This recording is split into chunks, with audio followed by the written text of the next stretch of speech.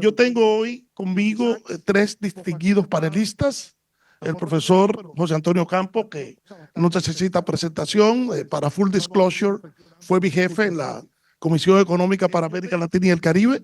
Ha sido subsecretario general del Departamento Económico y Social de Naciones Unidas. Ha sido biministro en Colombia y miles de cargos más. Un aplauso al profesor Ocampo. Además, es de los co-organizadores de este evento, al que le damos nuestro más profundo agradecimiento, porque es un privilegio estar aquí en Columbia University y estar en el CIPA, donde él dirige el programa de Economic and Political Development, ¿no?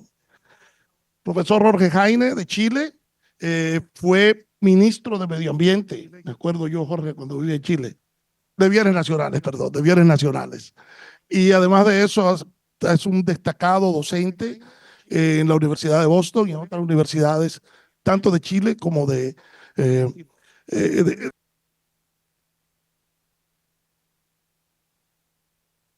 Daniel, ¿estás en línea?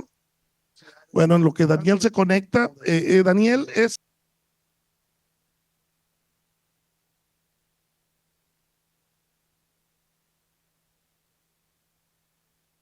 el director de esa división, como el señor Ocampo lo sabe, es el Chief Economist de la CEPAL.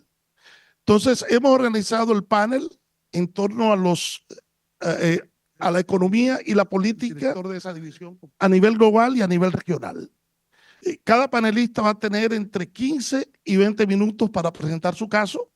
Después yo voy a hacer unas par de preguntas como moderador y después vamos a abrir a preguntas al público. Vamos a comenzar por orden de seniority. Entonces le damos la palabra al profesor José Antonio Campo, que nos va a hacer su presentación. Luego va el profesor Daniel Titterman. El profesor Ocampo va a hacer una presentación a nivel global.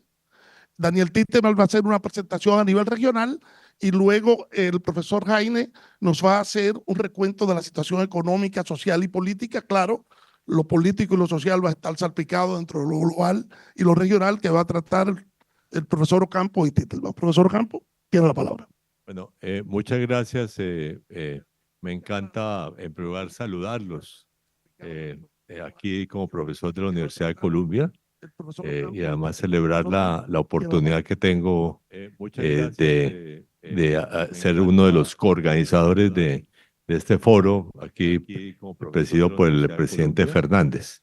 Debo decir que digamos, hay una multiplicidad de temas que aquí me ha propuesto Mario que hable. Voy a tratar de ser sintético en mis mensajes. Comienzo con los temas del contexto global económico.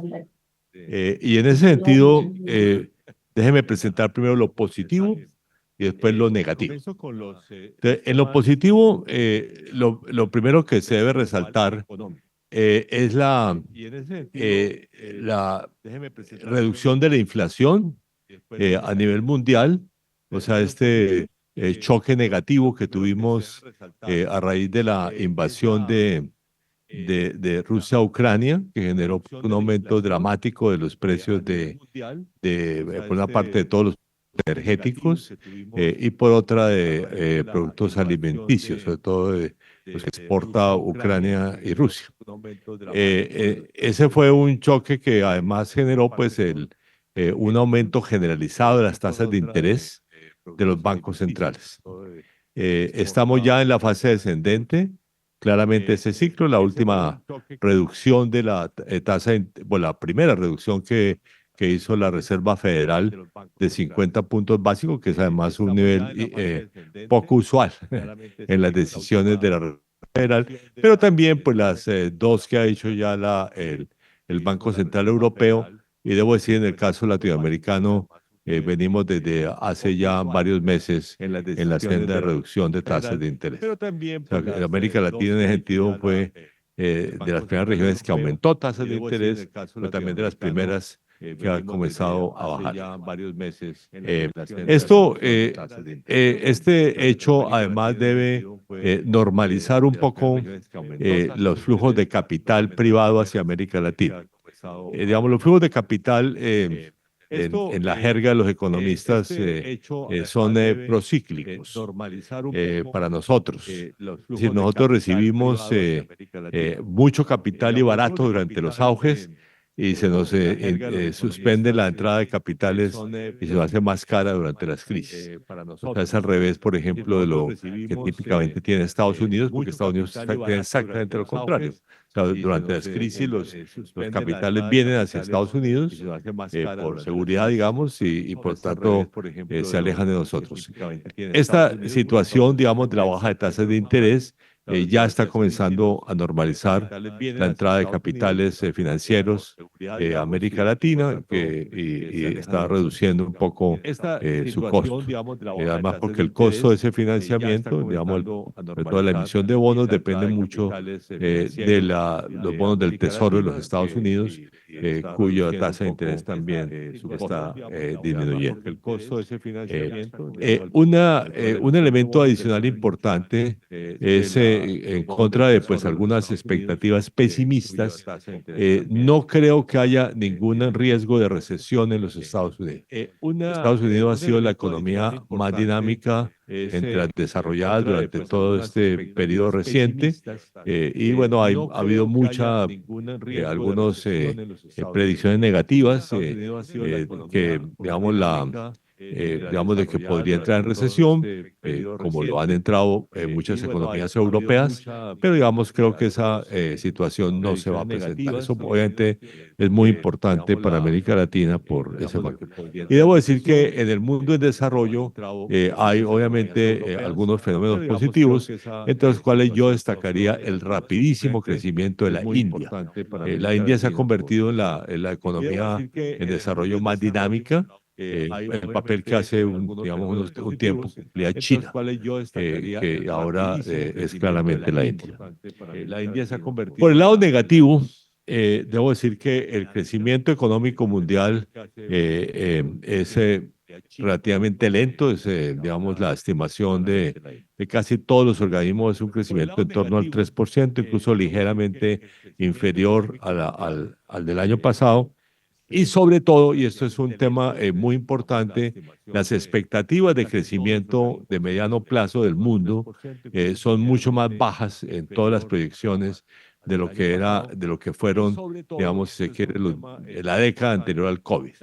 O sea, en los años 2010 a 2019, digamos, hay una clarísima desaceleración de la economía mundial de largo plazo. Y entre ellos, entre los problemas más particulares, yo resaltaría las enormes dificultades que tiene la Unión Europea en materia de crecimiento económico. Incluso uno podría decir, con base en las discusiones recientes, un relativo rezago tecnológico que está acumulando en relación con Estados Unidos y con China. Digamos que es un tema problemático. Ustedes han visto algunos, propuestas, digamos, de unas grandes inversiones en ciencia y tecnología europeas, precisamente para tratar de reducir el rezago tecnológico que han venido acumulando en años recientes. Y debo decir que al lado digamos, los problemas de la Unión Europea, también uno puede señalar como un elemento negativo la situación económica de China. China no ha logrado superar las múltiples crisis que tiene del pasado, en particular del sector inmobiliario. Digamos que ha atravesado ya una crisis de varios años y además hay mucha análisis que dice que las intervenciones del gobierno están frenando también las inversiones de las empresas privadas de China, que han sido las grandes empresas privadas chinas, que ha sido el motor digamos, sobre todo el desarrollo de todo ese desarrollo de las industrias que son extremadamente exitosas en el mundo. En materia tecnológica, qué sé yo, son los líderes mundiales de paneles solares y de vehículos eléctricos, digamos, para mencionar, digamos, algunos casos importantes. Son líderes mundiales en la producción de acero. En fin, todos estos son temas que que todos esos sectores vienen enfrentando alguna desaceleración y hay muchos análisis que dicen que las intervenciones del gobierno pueden estar frenando, digamos, algunos de esos desarrollos. En el contexto, digamos, el mundo de desarrollo pues crece menos que el mundo desarrollado, pero entre el mundo en desarrollo lo más problemático o una de las regiones más problemáticas, debo decir, es América Latina. América Latina atravesó lo que yo vine a llamar la segunda década perdida, entre el 2014 y 2023, tuvo un ritmo de crecimiento anual del 0,8%, inferior al que había tenido durante la década perdida de los años 80. Además, pues con muchos casos eh, de lento crecimiento, entre otras de las grandes economías de la región, o sea, de México y de Brasil, pero también con dos países que han tenido unas crisis muy profundas, la más de todas, Venezuela, que ahora se viene recuperando en los últimos años, pero después de haber caído 70%. O sea, es la peor contracción de cualquier economía del mundo en épocas de paz. Digamos, la única otra que ha competido en épocas recientes ha sido Zimbabue. De hecho, yo en algún tiempo tenía un amigo de Zimbabue que apostamos hace algunos años quién iba a ser el peor caso, si Venezuela o Zimbabue. Y creo que desafortunadamente gané yo en la apuesta, ¿no? O sea, ha sido un caso dramático. Y diría a eso le agregamos el muy mal comportamiento de Argentina, que está atravesando su segundo año de recesión, sin claras expectativas de renovar el crecimiento, de las economías más grandes. Digamos, debo decir que en el sentido opuesto ya varias economías se están recuperando, entre ellas, debo decir, Chile, Perú y Colombia, por ejemplo, este año, y hay unas economías pequeñas que le ha ido muy bien. La más notable es República Dominicana, que es la economía más dinámica de América Latina, seguida por Panamá. O sea que, digamos, es muy curioso que son las economías grandes y medianas, o sea, digamos, de las 7 economías más grandes de América Latina, pues el desempeño es más bien bastante pobre en la última década. Bueno, y tenemos en el contexto internacional un verdadero caos, para ponerlo con esa claridad, en el sistema de comercio internacional, que además viene atravesando un periodo ya largo de lento crecimiento. O sea, desde la crisis del 2007-2008, cuyo epicentro fueron Estados Unidos y Europa Occidental, por eso antes se llama la crisis financiera global, pero con algunas otras personas le llamamos la crisis del Atlántico Norte, porque digamos esos fueron los dos ejes, digamos, de esa crisis muy fuerte. Y debo decir que desde entonces el comercio internacional se comenzó a estancar, básicamente un crecimiento muy lento y en los últimos años, claro, un franco estancamiento. Pero fuera de eso, lo que tenemos son las múltiples intervenciones de todo tipo, digamos, por parte de grandes economías, que es uno puede decir que puede tener elementos geopolíticos, pero yo creo que es básicamente una competencia de las potencias occidentales contra el ascenso de China como gran centro tecnológico y empresarial del mundo.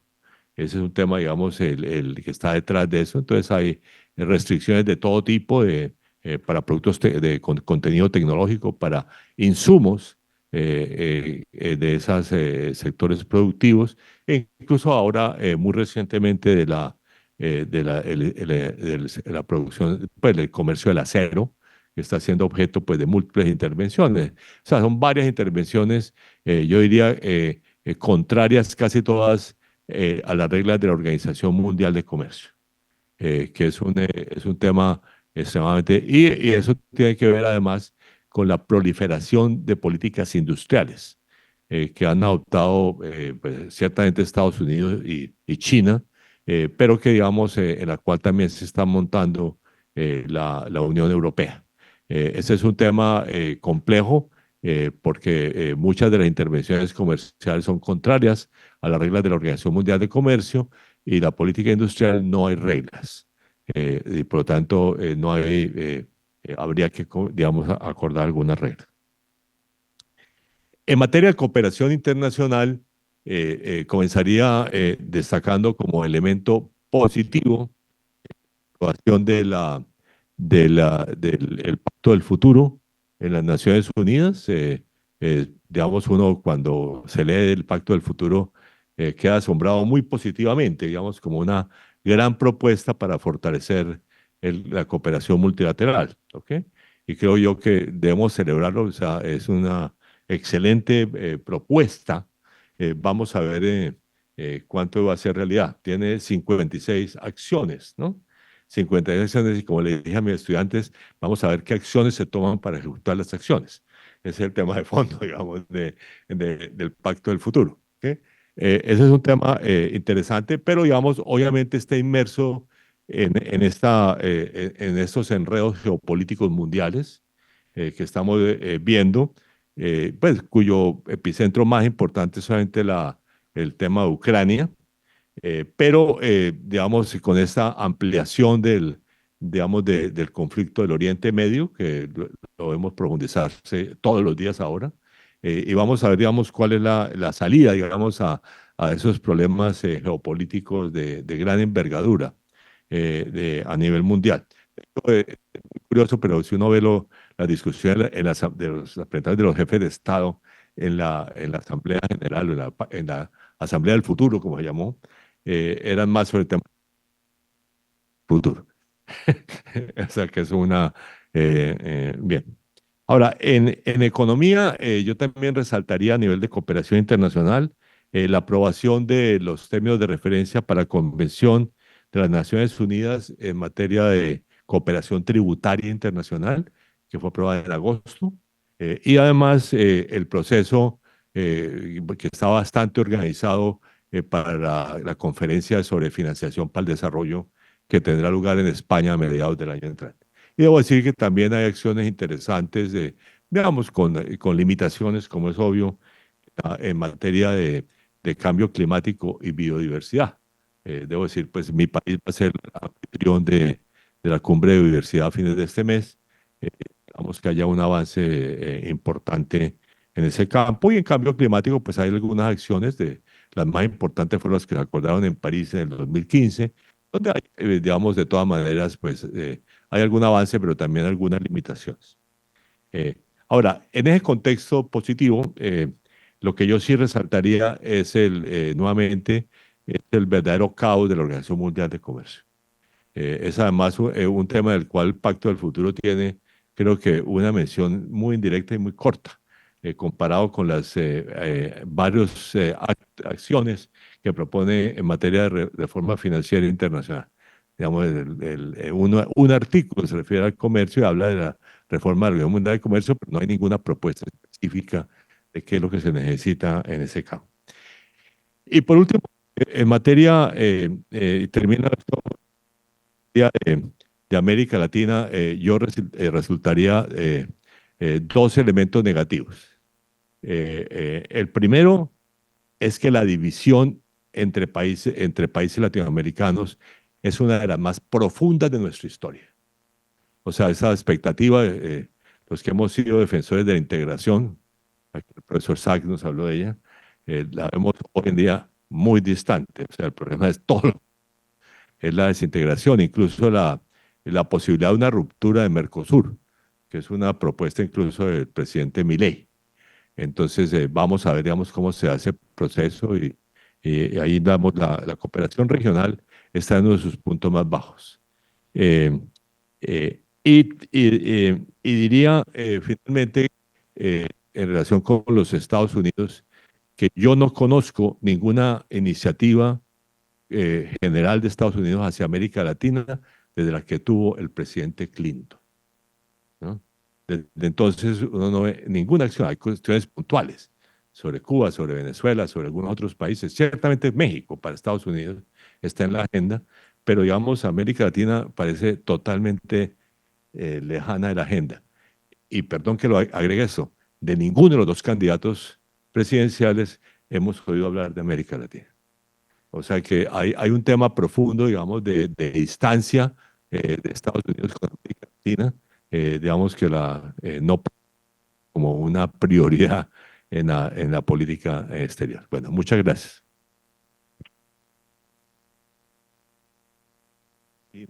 Digamos Muchas que gracias, no profesor Ocampo. como una prioridad. Hello, sí. Bueno, muchas gracias, profesor Ocampo, como siempre, muy iluminadora su presentación. Me gustaría, antes de dar si puedo y me lo permite el señor presidente, que el profesor Ocampo nos explique un poquito más de esos acuerdos para la Global Taxes que se están discutiendo y que yo sé que usted ha sido uno de los artífices y qué viabilidad usted le ve y en qué consiste. Bueno,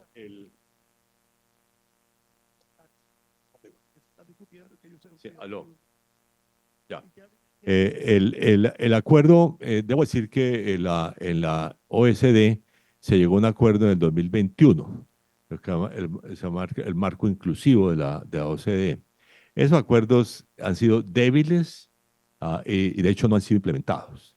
Digamos, pero además todos los análisis que hicieron demostraban que los beneficios iban básicamente para los países desarrollados, que muy pocos beneficios para países en desarrollo.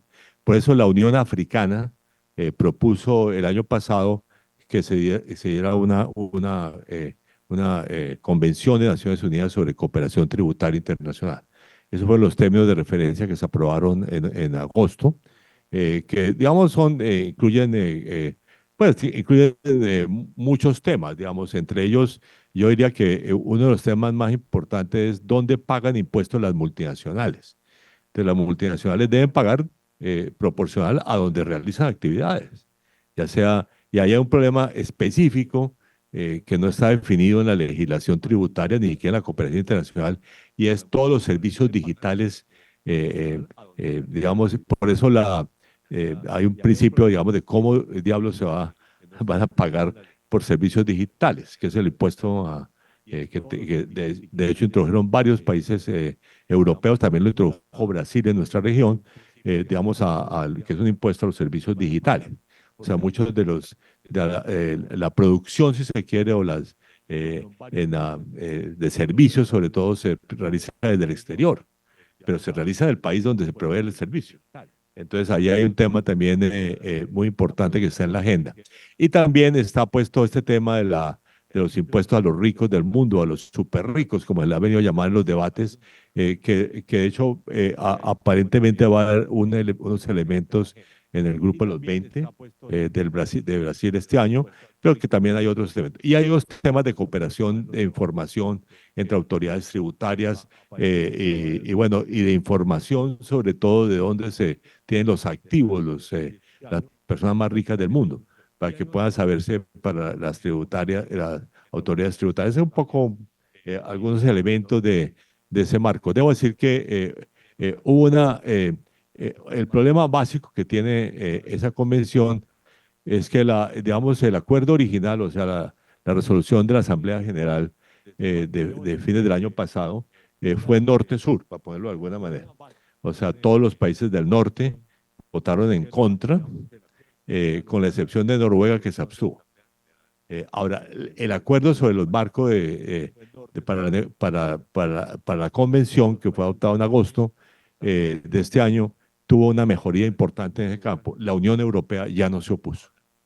Digamos, se abstuvo, pero digamos, es un avance que me parece importante. Y hay, dentro de la Unión Europea hay además divisiones sobre quiénes quieren cooperar, etcétera, pero yo creo que la posibilidad de una convención de Naciones Unidas, posiblemente sin el apoyo de los Estados Unidos, sí es una realidad con base en, digamos, en las decisiones de ahora del mes de agosto. De una convención de Naciones Unidas. Muchas gracias, profesor Ocampo.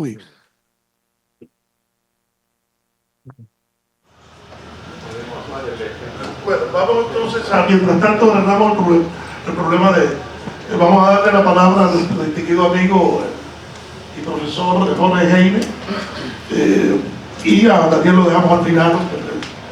Jorge, por favor, tiene la palabra.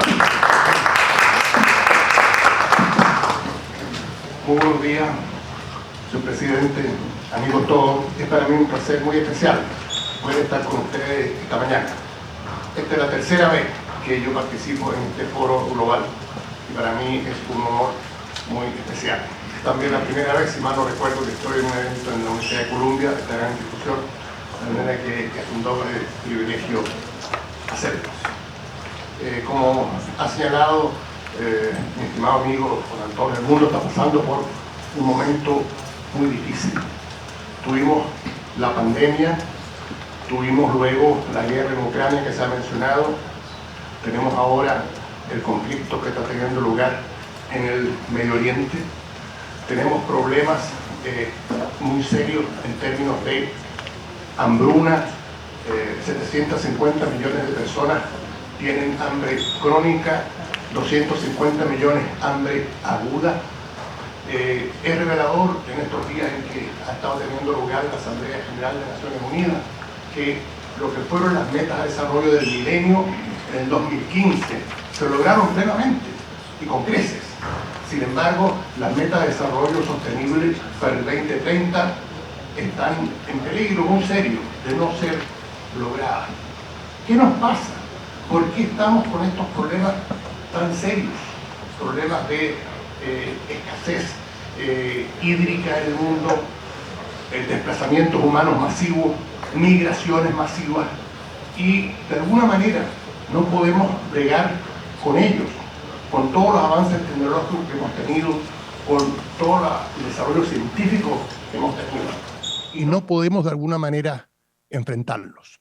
Estamos en lo que se ha denominado una policrisis, en que las crisis en el plano geopolítico impactan lo económico, eso a su vez impacta el medio ambiente y no logramos salir de ello.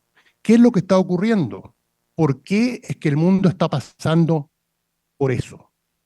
Y lo que yo quisiera compartir con ustedes es una reflexión de Antonio Gramsci, el destacado filósofo italiano, que señaló que crisis es cuando el mundo, algo que no ha nacido todavía y sin embargo ya está terminando.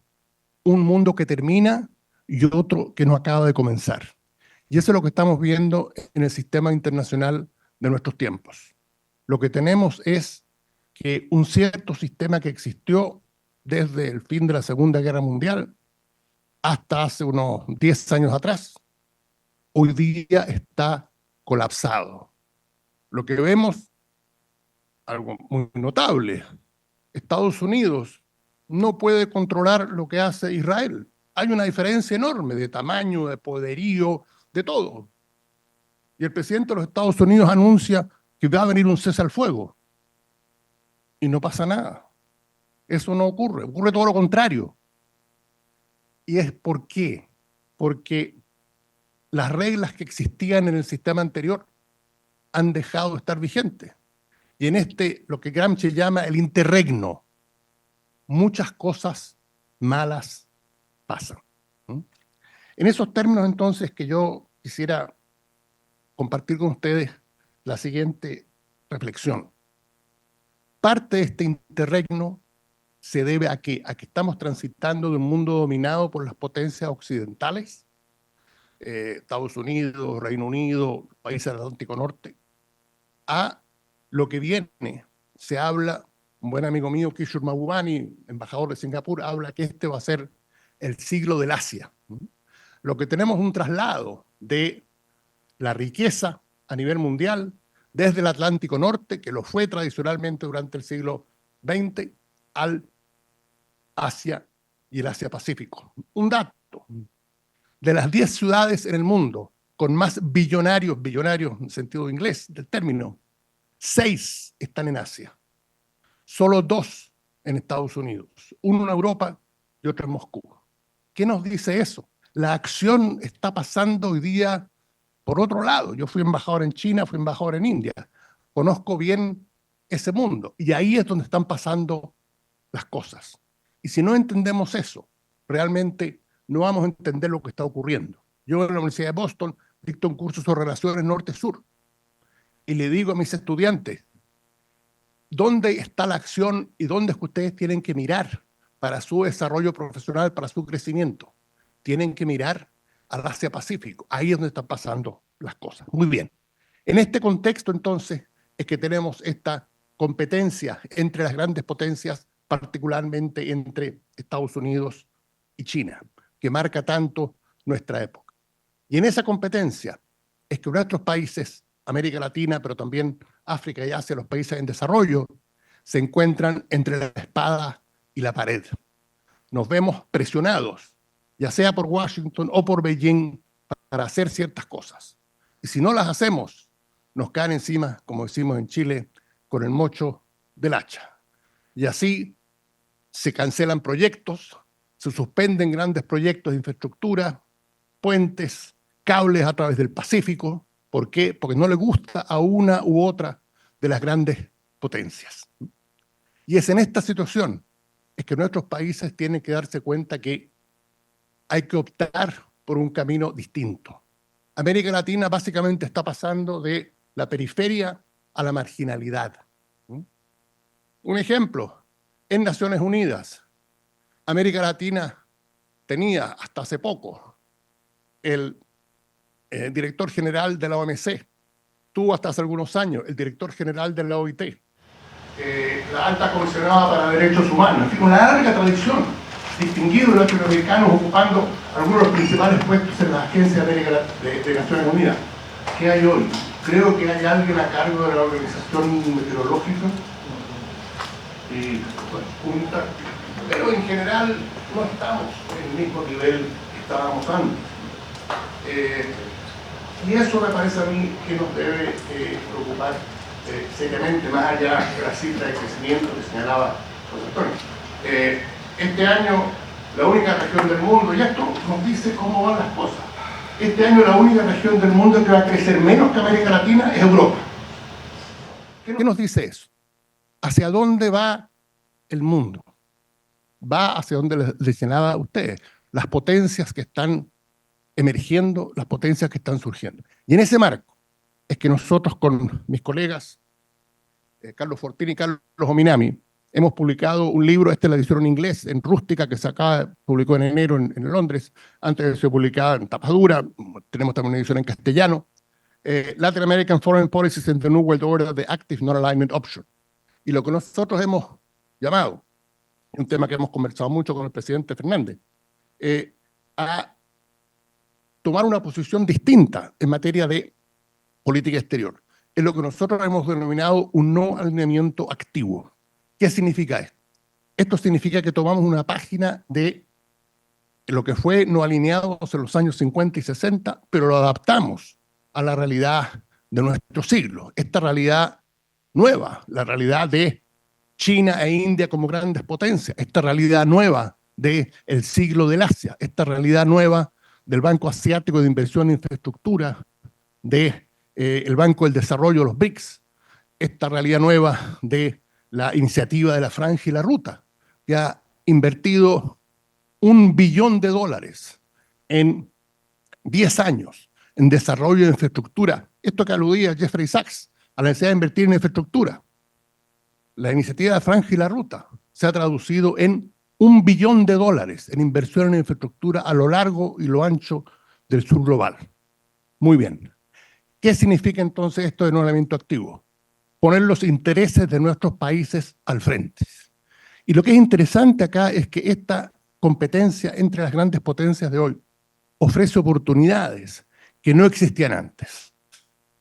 Hasta hace unos años, lo único que había era Estados Unidos. Momento unipolar. Muy bien. Había que matricularse con eso. En la Guerra Fría, ¿qué es lo que había? Estados Unidos y Unión Soviética. Pero Unión Soviética era una economía cerrada.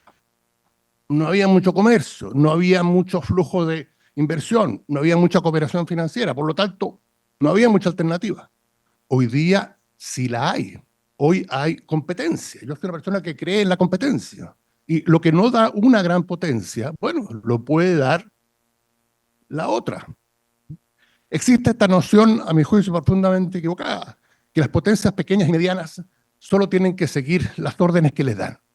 y que no tienen alternativa. Tienen que agachar el moño, como decimos en Chile. Eso no es así.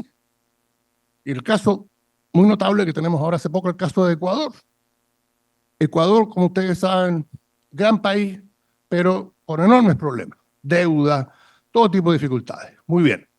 El presidente Guillermo Lasso, hombre de negocios, conservador, de derecha, dice, yo necesito ampliar mercados, porque si no, no tengo más divisas para pagar la deuda. Va a Washington y dice, queremos un tratado de libre comercio con Estados Unidos, como tiene Chile, como tiene Perú, como tiene Colombia. Le dicen, señores, Estados Unidos ya no cree en el libre comercio. No firmamos tratados de libre comercio. Váyase a la casa. Pero el presidente Lasso es más inteligente que eso. No se fue a la casa, se fue a Beijing. Y en Beijing lo recibieron con los brazos abiertos. Y le dijeron, muy bien, negociemos y firmemos un acuerdo de libre comercio que entró en vigencia en mayo. Es un ejemplo claro de las opciones que existen en el mundo de hoy, que se traducen en numerosos otros planos. En ese sentido es que el no alimento activo que nosotros hemos planteado se presenta con mucha fuerza. El presidente Lula, desde luego, es el principal expositor. Su asesor y ex canciller Celso Amorín tiene un capítulo en este libro, como lo tiene Alicia Bárcena, como tiene Jorge Castañeda, José Miguel Insulza, destacados ex cancilleres de Chile y de otros países de la región. Y esto está tomando vuelo, y lo que ha sido fascinante es observar que este planteamiento que surgió originalmente para la región y que tuvo mucha acogida y mucho eco. Brian Winter en Foreign Affairs calificó esto del no alimento activo como el principal desarrollo en materia de política exterior en la región desde el fin de la Guerra Fría. Ahora ha aprendido también en el resto del mundo en desarrollo. Ustedes recordarán que con ocasión de la guerra en Ucrania, a partir de la invasión rusa, la reacción que hubo en muchos países, en India, en Pakistán, en Sudáfrica, en Indonesia, no fue de cuadrarse con lo que decía la OTAN o con lo que decía Washington, ¿no? Es decir, nosotros nos vamos a mantener neutrales, nosotros vamos a ser no alineados en esto. Y lo mismo, y con mucho más fuerza, ha ocurrido ahora con ocasión de la guerra en Gaza. Ha habido votaciones en la Asamblea General de Naciones Unidas, con 140 países llamando un cese al fuego, todos del mundo en desarrollo, 50 países votando en contra, los países desarrollados del norte. Nunca ha estado más claro el clivaje, la fisura en el mundo de hoy. Algunos pretenden que la gran fisura en el mundo de hoy es entre democracia y autocracia. Eso me parece que no corresponde a la realidad. India es la democracia más poblada del mundo y está en una posición que no es la posición de la OTAN en materia de la guerra en Ucrania. Lo mismo vale para un país como Sudáfrica, donde yo también fui embajador. El reciente nuevo canciller de Sudáfrica, Ronald Lamola, ha proclamado el no alimento activo como la política exterior oficial de Sudáfrica. A lo que voy es que el mundo está cambiando, se está moviendo en una nueva dirección. Lo que Vietnam llama la diplomacia de bambú, que es entenderse con todo, con China, con Rusia, con Estados Unidos. Escuchen esto, en lapso de unos pocos meses, Vietnam tuvo de visita al presidente Biden, al presidente Putin y al presidente Xi. ¿Qué país ha logrado eso? Ninguno. Gracias a lo que Vietnam llama su diplomacia de bambú, flexible, llevarse bien con todo, pero no alinearse con ninguno, que es lo que nosotros planteamos, el no alineamiento activo. En esos términos, entonces, es que nosotros planteamos que América Latina, si quiere salir de este marasmo, si quiere salir de esta profunda crisis en la cual se encuentra, tiene que tomar el destino en sus manos y tomar otra posición, una posición distinta a la que tomaba hasta ahora. El hecho que para Sudamérica el principal socio comercial no sea Estados Unidos, no sea Europa, sino que sea China, nos indica que hay muy buenas posibilidades para Sudamérica explotar aprovechar estas diferencias que hoy existen en el mundo y lograr el mayor aprovechamiento, el mayor desarrollo. Y yo quisiera insistir acá en un tema que es bien importante para los países no solo de América Latina, también para los países de África y de Asia. El gran desafío es el desarrollo, es el crecimiento, es crear empleo. Entonces, cuando un país como China plantea eso con la iniciativa de la Franja de la Ruta, un estudio reciente del General Accounting Office, el Congreso de Estados Unidos, que encontró que en los últimos 10 años la inversión de estatales chinas en infraestructura en el mundo llegaba alrededor de los 650 mil millones de dólares. La inversión de Estados Unidos en ese mismo rubro, 79 mil millones de dólares. O sea, una diferencia casi 10-1. Entonces, hay oportunidades reales. Nuestros países lo que tienen que hacer es aprovechar esta coyuntura para lograr recursos para su desarrollo. Y esto ha tenido un efecto muy interesante. Escuchen esto.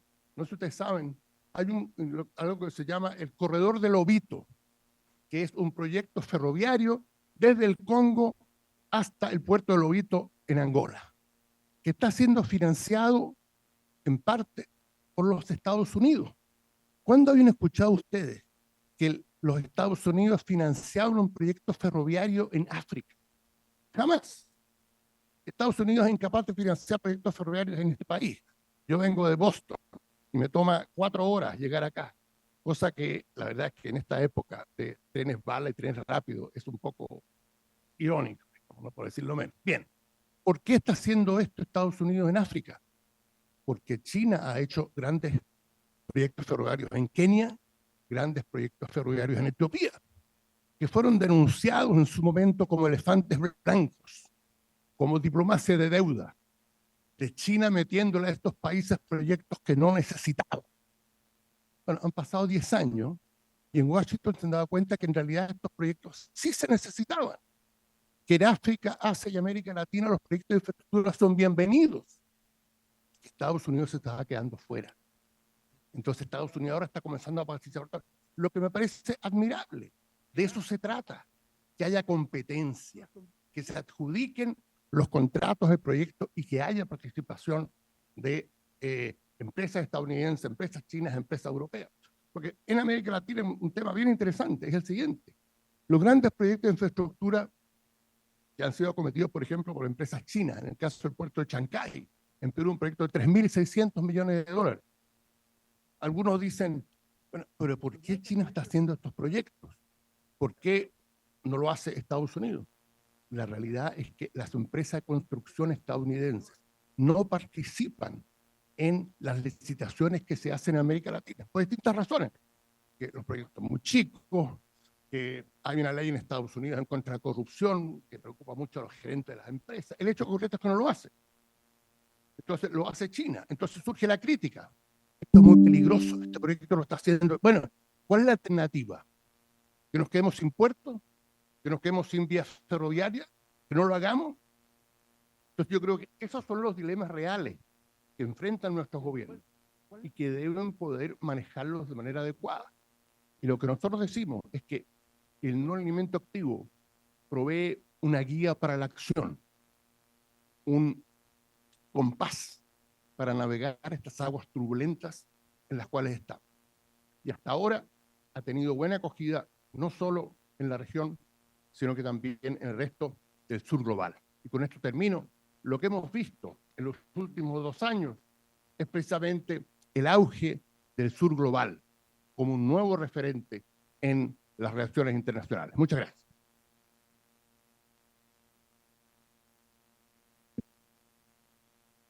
Bueno, vamos a darle la palabra a nuestro querido amigo Daniel Titterman, director de la División de Desarrollo Económico de la CEPAL y quien nos ha acompañado en este seminario durante muchos años.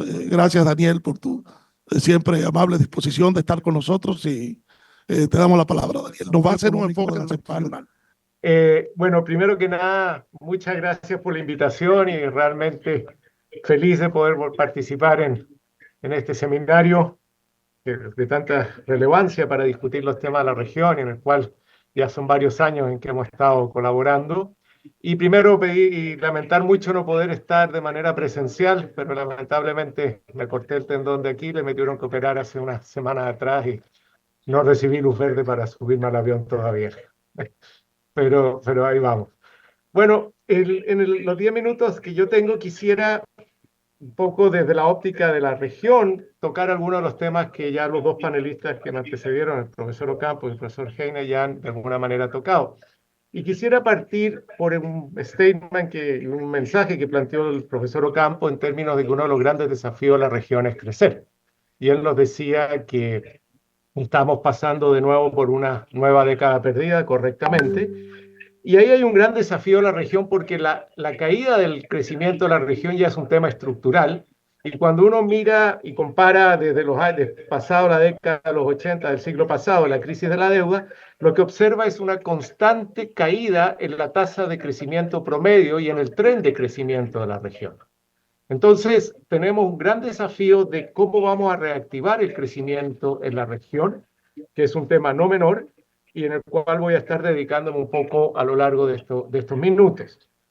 Y efectivamente, a esta nueva década perdida que mencionaba el profesor Ocampo, se suma que la proyección de crecimiento que tenemos hasta ahora para este año no es muy positiva, es solo de 1,8% el crecimiento esperado para este año, y para el 2025 estaríamos en torno al 2,3%. Por lo tanto, esta tendencia de bajo crecimiento se mantiene.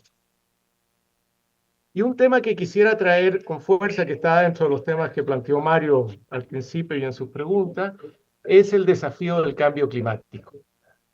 Nosotros hemos estado haciendo cálculos acá en relación al desafío del cambio climático y hemos visto que si la región no hace las inversiones en mitigación y adaptación que tiene que hacer, va a tener un impacto muy negativo no solo en el ámbito planetario, sino también en la dinámica de crecimiento.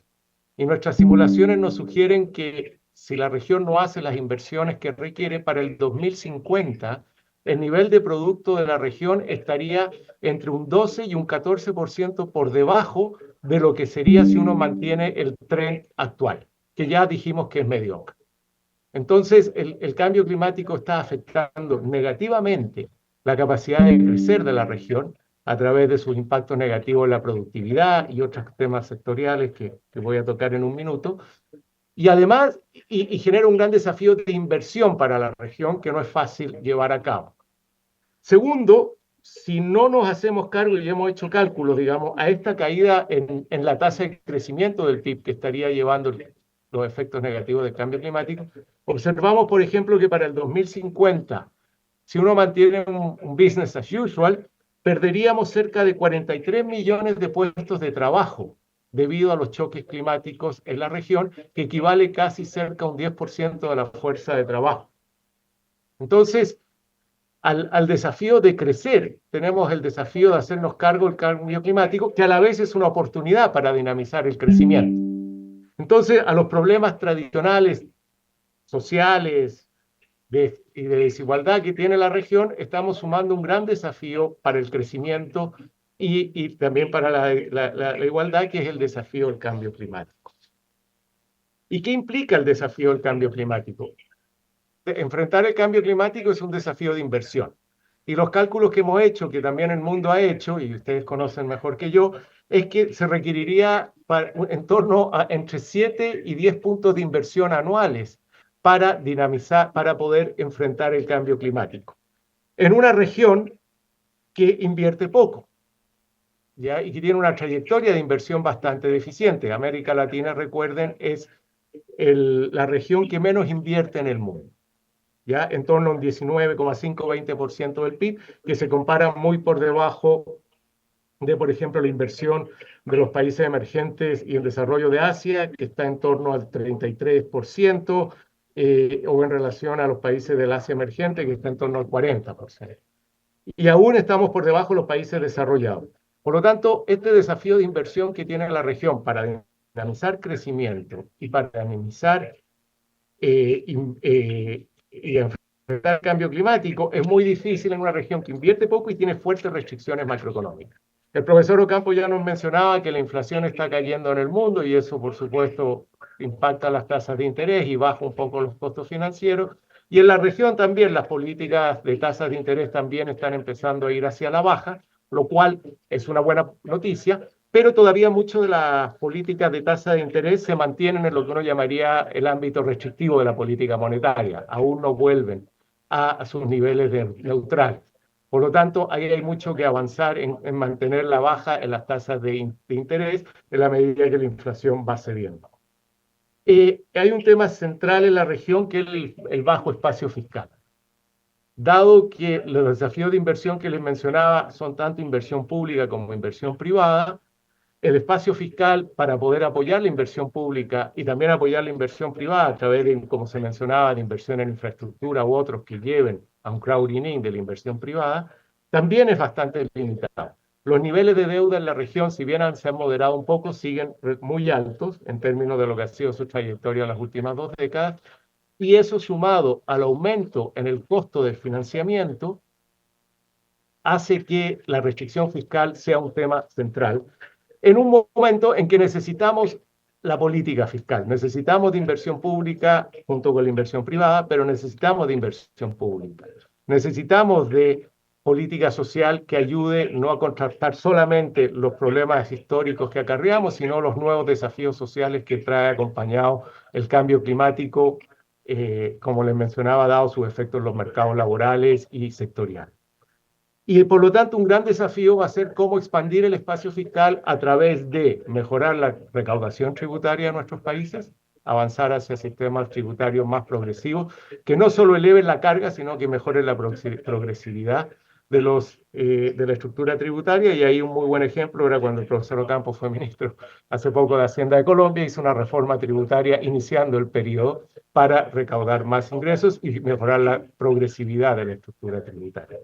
También están los temas que mencionaba el profesor Ocampo en términos de los acuerdos tributarios globales pueden apoyar mucho a la región en avanzar en su capacidad de movilizar recursos. Pero ahí hay un gran desafío de cómo vamos a dinamizar la inversión. En una demanda de inversión muy fuerte, dado si uno quiere incorporar los desafíos de la inversión en mitigación y adaptación al cambio climático que van a ser centrales no solo para protegernos de los choques climáticos, sino para reactivar el crecimiento, evitar las pérdidas de productividad que vienen acarreadas y el tema del empleo. Otro elemento central como desafío de la región en un contexto global que nos mostraban tanto el profesor Heine como el profesor Ocampo bastante complejo y incierto en muchas áreas, es el tema de la productividad. América Latina hoy día tiene niveles de productividad que están muy cercanos o levemente por debajo de lo que teníamos en los años 1980. La productividad laboral ha mostrado un crecimiento en la primera parte de la década de los 2000 para luego estabilizarse, pero aún estamos por debajo de los niveles de 1980. Y ahí hay un gran desafío. O sea, tenemos problemas en la inversión y tenemos problemas en la productividad. Y tenemos restricciones macroeconómicas, dado el bajo espacio fiscal y los mayores costos financieros que ya se han mencionado. Y hay un tema que quisiera plantear para ir cerrando, que es la dinámica laboral. Efectivamente, América Latina tiene que hacer crecer el empleo, es un tema central y eso está muy ligado al crecimiento y también está ligado a la productividad, a la inversión. Pero el problema en la región es que el grueso del empleo se ha estado creando en los sectores menos productivos. Nosotros acabamos de sacar en nuestro estudio económico ahora de agosto algunos cálculos y nos daba que el 78% del empleo se concentra en los sectores de menor productividad del aparato productivo. Entonces, esto también nos muestra un gran desafío de no solo aumentar el empleo, sino cómo aumentar el empleo en los sectores de mayor productividad. Y cómo hacer un traspaso del empleo de los sectores de menor productividad hacia los sectores de mayor productividad, que es un tema muy complejo porque requiere política de capital humano, porque requiere actualización de educación técnica y educación universitaria, una serie de desafíos. Entonces, otro gran problema que estamos enfrentando es cómo generar empleo, pero llamémoslo generar empleos de buena calidad, dado que el grueso de los empleos se generan en los sectores de menor productividad y en el sector informal. ¿Ya? Y parte de esta dinámica de crecimiento del empleo formal en sectores de baja productividad y de un fuerte crecimiento del empleo informal en el agregado del empleo, llevan a entender un poco el problema de productividad de la región. Para simplemente ilustrar eso con algunos números, en el caso de la región, nuestros cálculos nos muestran que el grueso del aumento de la productividad se da por las mejoras en la productividad intersectorial y no intrasectorial. Eso nos dice que los sectores de mayor productividad no están arrastrando al resto de la economía en aumentos de productividad, sino que están funcionando como estancos. Entonces, el gran desafío, y con esto ya voy cerrando, es, en un mundo globalmente complejo, como nos mencionaban, tanto los dos expositores, la región tiene el gran desafío de crecer y hacerse cargo del cambio climático para enfrentar los problemas tradicionales que la región arrastra, pero los nuevos problemas que el cambio climático nos está trayendo desde la perspectiva del crecimiento y el empleo y los impactos sociales del cambio climático. Y ahí hay dos desafíos centrales, inversión y productividad, que se dan en un contexto macroeconómicamente con mayores restricciones, tanto del lado monetario, si bien hasta se están aliviando, como por el lado fiscal. Y ahí creemos que es donde está el gran desafío y salto que tiene la región, que empezar a repensar un poco sus políticas fiscales, en el sentido de que ya el ahorro fiscal no es la solución, tenemos que ver cómo expandir el espacio fiscal, cómo fortalecer las finanzas públicas, que sean capaces de apoyar en una trayectoria fiscalmente sostenible los nuevos desafíos de gastos en inversión y gastos sociales que está demandando a la región para dinamizar el crecimiento. Muchas gracias.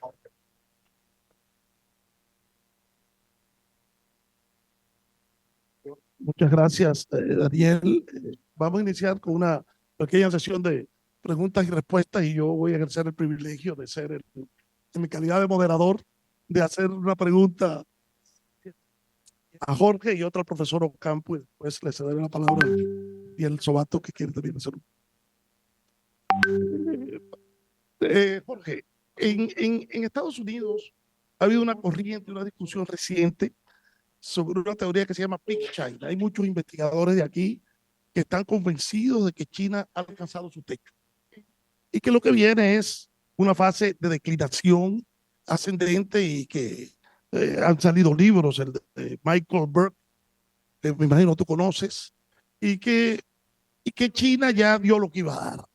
Y si a eso tú le sumas el artículo que publicó recientemente Fareed Zakaria en Foreign Affairs, donde decía que la gente subestimaba a Estados Unidos, pero reconocía la fortaleza de Estados Unidos. Por ejemplo, uno de los ejemplos que él ponía ahí, me acuerdo, es que la participación del PIB global de hoy de los Estados Unidos en términos relativos ha caído muy poco. La mayor es un 24 y era un 25. O sea, estamos en un nivel constante.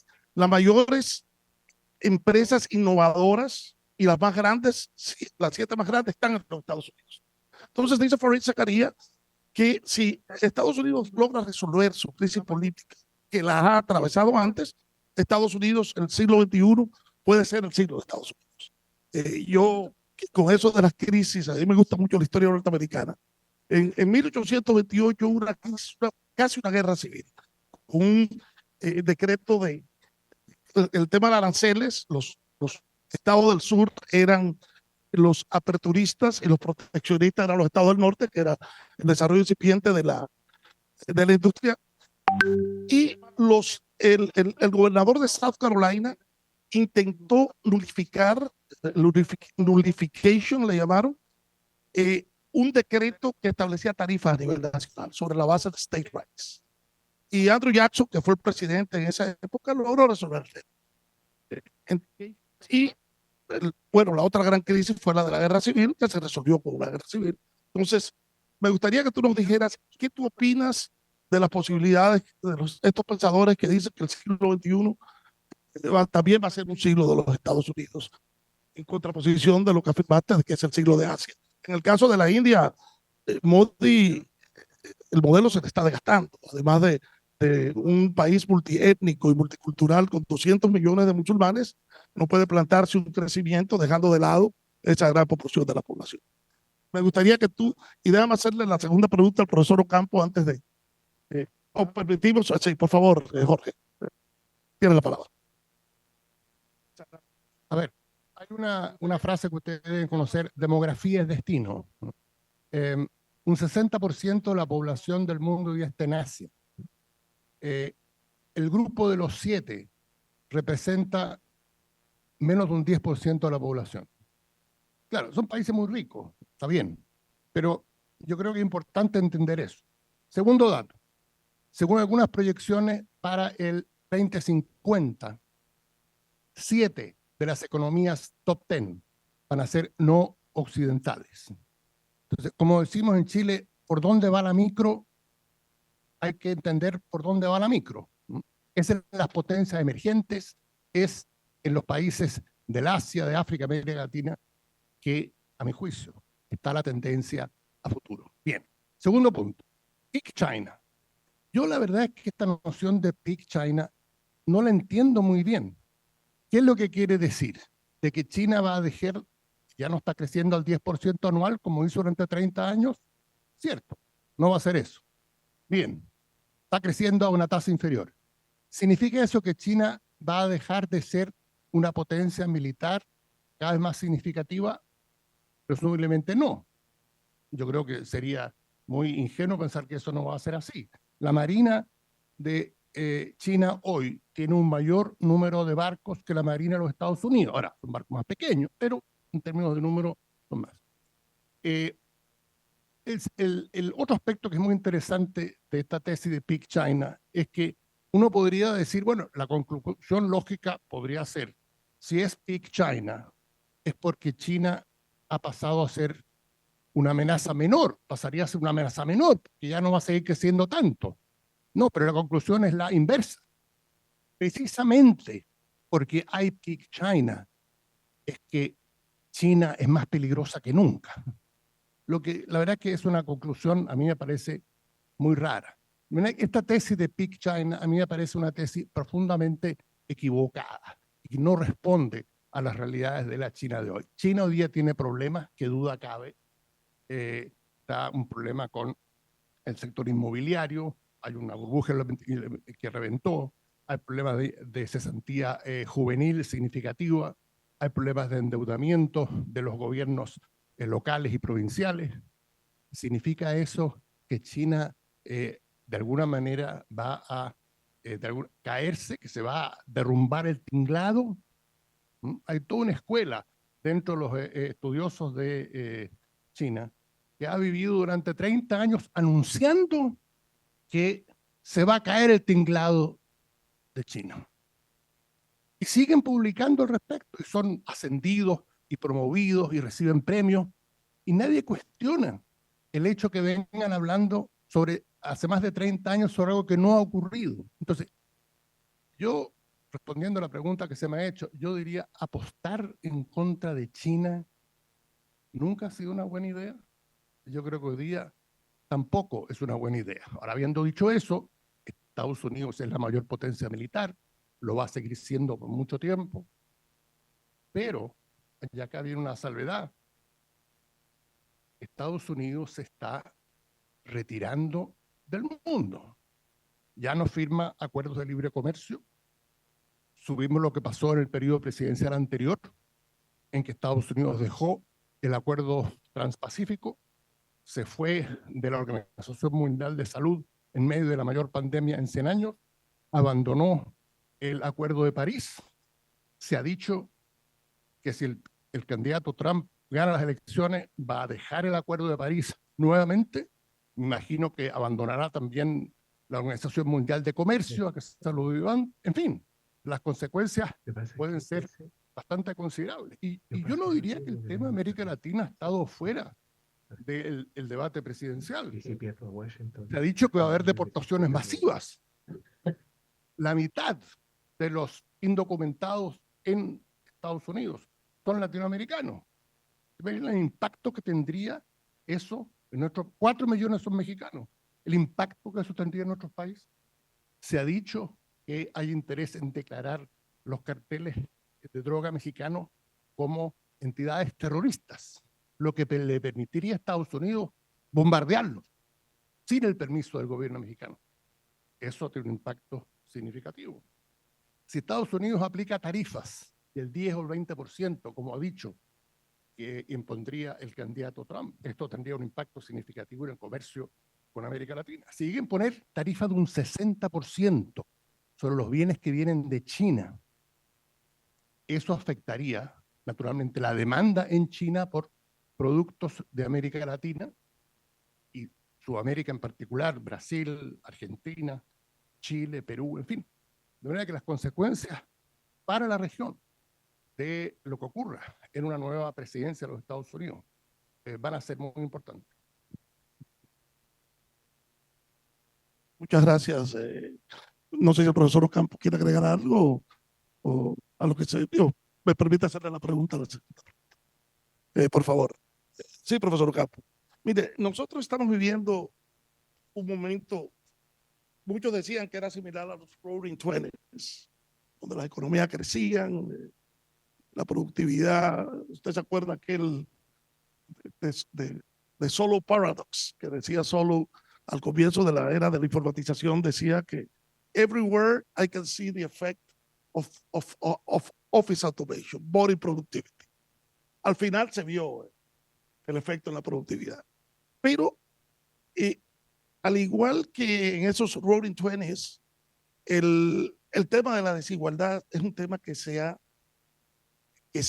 exacerbado a niveles no vistos, tanto en términos de la desigualdad del ingreso como en la desigualdad en acceso a sistemas de salud, a sistemas de educación.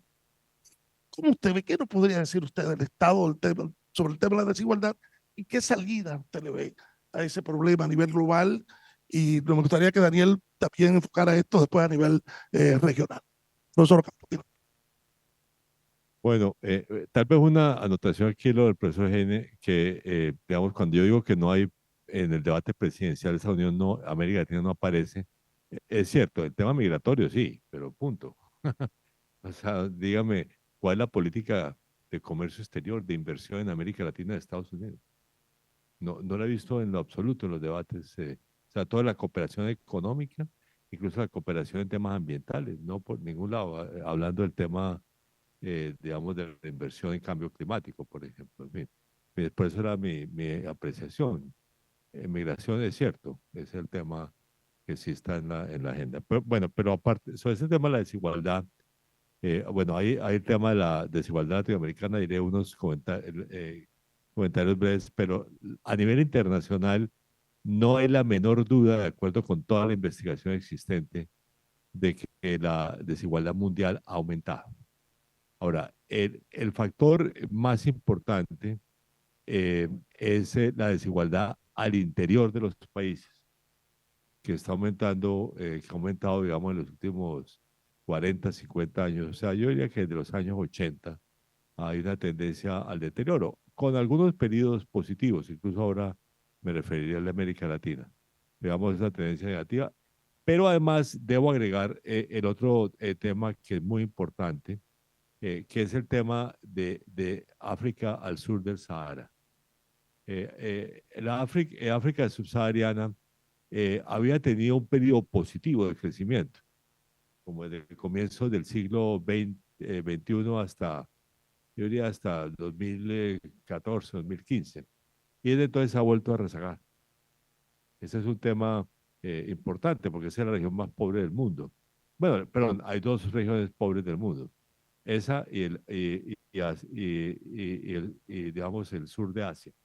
O sea, pero digamos, la diferencia es absolutamente esencial entre una y otra. Yo pertenezco al Comité de Políticas de Desarrollo de la ONU, donde nosotros anualmente analizamos el tema de los países más pobres del mundo, los países menos adelantados, como se dice en la terminología. Creo que es mejor el término en inglés, los least developed countries. Y digamos, una cosa que uno observa es que los países pobres asiáticos están saliendo de su atraso, mientras que no ocurre lo mismo con los países pobres de África. Es una diferencia esencial. Digamos, digamos, el caso más notable es Bangladesh. Bangladesh es el país pobre más grande del mundo. Ya se graduó de su estatus desde hace unos 5 años, pero también eso es cierto de Nepal y Bután, por ejemplo, en el sur de Asia. En fin, digamos, hay un avance importante de los países asiáticos pobres que no ocurre con los países africanos. O sea, ese tema de África, digamos, me parece que es el tema más importante en materia. Ahora, en materia latinoamericana, pues ahora Daniel hará algunos comentarios, pero digamos, nosotros hemos tenido diferentes fases digamos, de mejora o deterioro distributivo. Digamos, hubo primero un periodo de deterioro distributivo de fines del siglo XX, después hubo un periodo con tendencias positivas en materia de distribución de ingresos, yo diría, no sé, 2012 a 2015, más o menos, 14, 15, y después hemos tenido otra vez una tendencia negativa. Y digamos, para conectar con el comentario de, de Daniel sobre el tema del empleo, una de las cosas que es absolutamente clara, y cuando yo de hecho doy mis clases sobre eso, es que muestro clarísimamente que mientras que la política social sí ha logrado mejorar el acceso a la educación, la salud, a la vivienda social, para la mejora de distribución del ingreso se necesita generación de empleo de calidad. El periodo donde hubo deterioro, mejora distributiva, que ese periodo, digamos, del 2002, más o menos al 2014-15, fue precisamente porque fue un periodo de crecimiento económico y de buena generación de empleo en América Latina. Muchas gracias, profesor Ocampo. No sé, Daniel, si quieres agregar algo desde Santiago. ¿Me escuchan? Sí, te escuchamos. Bueno, muy breve, muchas gracias.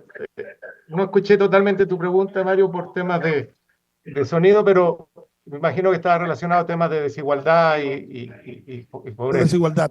Desigualdad. Bueno, como mencionaba el profesor Ocampo, en la región ha tenido distintos periodos de evolución del Gini, como un índice de distribución de ingresos, y efectivamente, si bien en los últimos tiempos se nota una mejora marginal en el Gini, digamos, o sea, que mejora un poco la distribución, y el Gini, acuérdense que mide básicamente es diferente salarial, la desigualdad sigue siendo relativamente alta en la región y creciente. O sea, cuando uno toma distintos indicadores de desigualdad, como se mencionaba ya, esta se mantiene alta.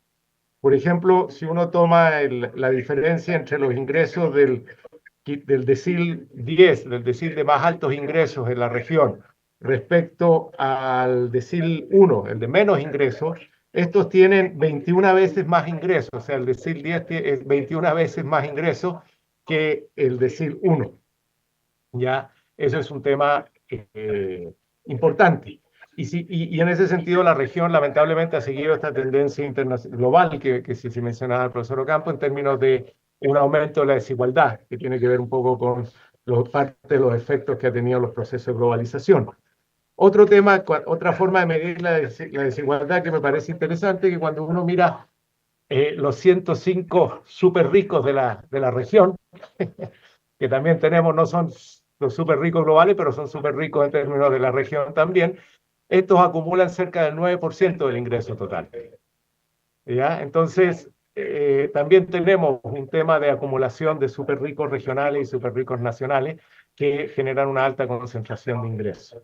Y por último, también quería enfatizar que hay una gran, también es interesante ver que la pobreza no es homogénea y también hay una alta desigualdad entre la pobreza. Y según sean las mujeres, niños y grupos étnicos. ¿Ya? Y si bien la región, digamos, en el 2023 volvió a niveles en términos de cerca de un 29% de la población en pobreza, esta línea es bastante distinta si uno mira, por ejemplo, la pobreza femenina o la pobreza masculina. Cerca de un 24% de las mujeres están bajo la línea de la pobreza. Lo mismo si uno mira en términos de distribución de edades, y en la región, lamentablemente, un 42%, en torno a un 42% de los niños y adolescentes estaban viviendo en el año 22 bajo la línea de la pobreza.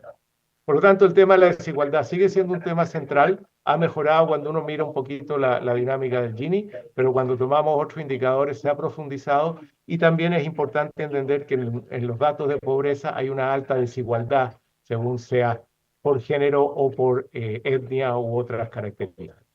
Gracias. Muchas gracias, Daniel.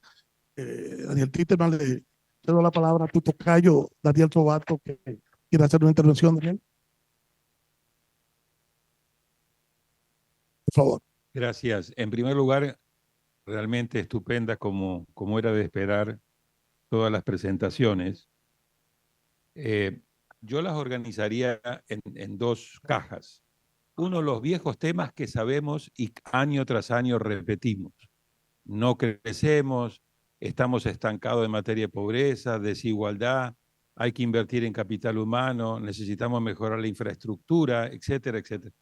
El tema es no qué, cómo, por qué estamos fracasando año tras año en poder salir, en poder lograr el way out a esa situación.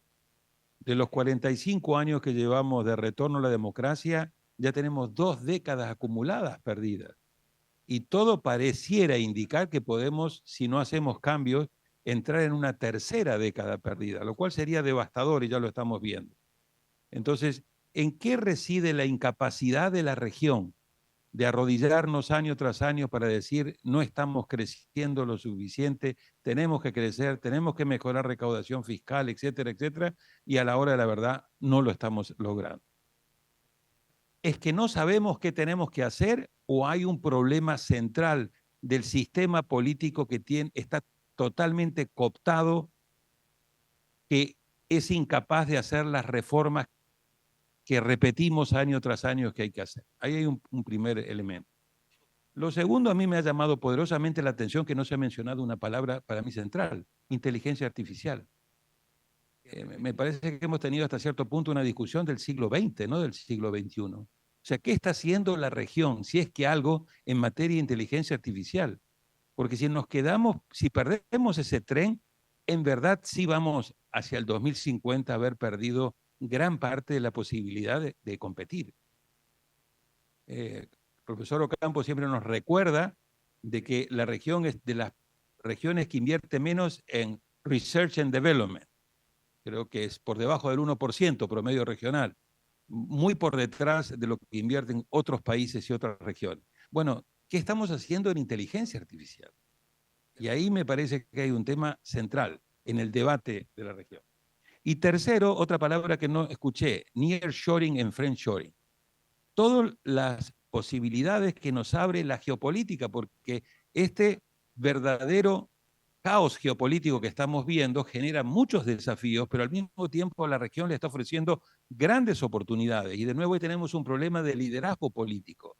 Mientras nuestros presidentes se pelean a nivel personal, Milei con Andrés Manuel López Obrador, Milei con el presidente Petro, etcétera, etcétera, y muchos otros, estamos dejando pasar esta oportunidad estupenda que nos abre el reacomodo de la globalización como causa de los efectos de la geopolítica. ¿Qué puede hacer la región? ¿Ustedes creen que hay oportunidades muy importantes en nearshoring? ¿Es eso una oportunidad de reacomodo y de relocalización de las empresas, o eso se lo termina comiendo de nuevo Asia con Vietnam, con India y algo de México y no mucho más? Gracias. Daniel, hablo para respuesta a los panelistas. Jorge, profesor Ocampo y luego Daniel. Sí.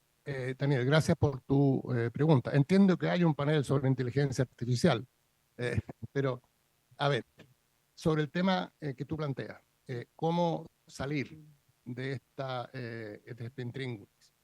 Yo creo que tenemos una tremenda oportunidad con todo lo que es la transición a la economía verde. O sea, nuestro país, el caso de Chile, tiene los mayores depósitos de cobre en el mundo. 21% de todo el cobre que se ha encontrado ahora donde hay yacimientos está en Chile. Tenemos de los mayores yacimientos de litio en el mundo. Bueno, todo lo que es electromovilidad se basa en parte importante en el cobre y en el litio, entre otros elementos. Bien, y nosotros exportamos mucho de eso. Pero ¿le estamos añadiendo el valor que requiere a eso? No. Las baterías se hacen en China y se hacen en Estados Unidos. Y lo que es muy interesante, fíjese usted, aquí el paralelo es notable. El presidente Boric, en el mes de octubre del año 23, visitó Beijing para participar en el tercer foro ministerial de la iniciativa de la Franja y la Ruta. Chile fue el único país de la región que ha participado a nivel presidencial en los 3 foros ministeriales. Yo estuve en el primero en que participó la presidenta Bachelet, luego estuvo el presidente Piñera y ahora el presidente Boric, de 3 coaliciones distintas, mostrando cómo Chile hacia China ha seguido una política de Estado. Muy bien. Gran tema en su visita de Estado con el presidente Xi, cómo añadir valor al litio, y se discutieron estas cosas. Bien. A las 2 semanas, el presidente Boric estuvo en la Casa Blanca, recibido por el presidente Biden en la oficina Oval. También planteó el tema del litio casero.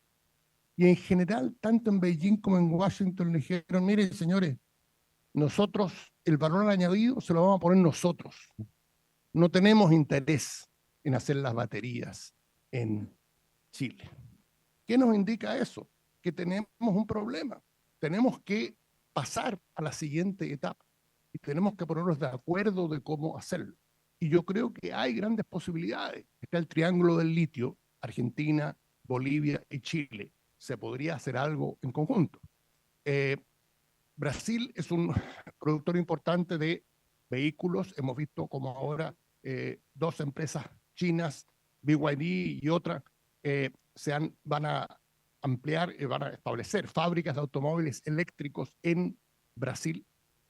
Yo creo que ahí en la región se puede potenciar todo lo que es la transición a la economía verde, aprovechando nuestros recursos naturales y impulsando esta transición que es tan importante y tan significativa para el efecto del cambio climático.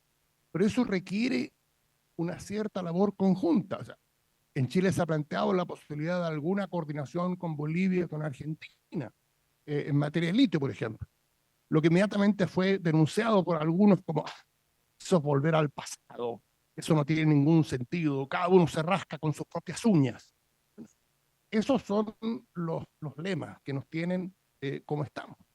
Y uno podría pensar, por ejemplo, Brasil fabricando buses eléctricos en gran escala para la región, utilizando cobre y litio de la región. En fin, o sea, las posibilidades son enormes, pero requiere un mínimo de labor conjunta. Los corredores bioceánicos, que es un tema que se ha venido discutiendo hace tanto tiempo.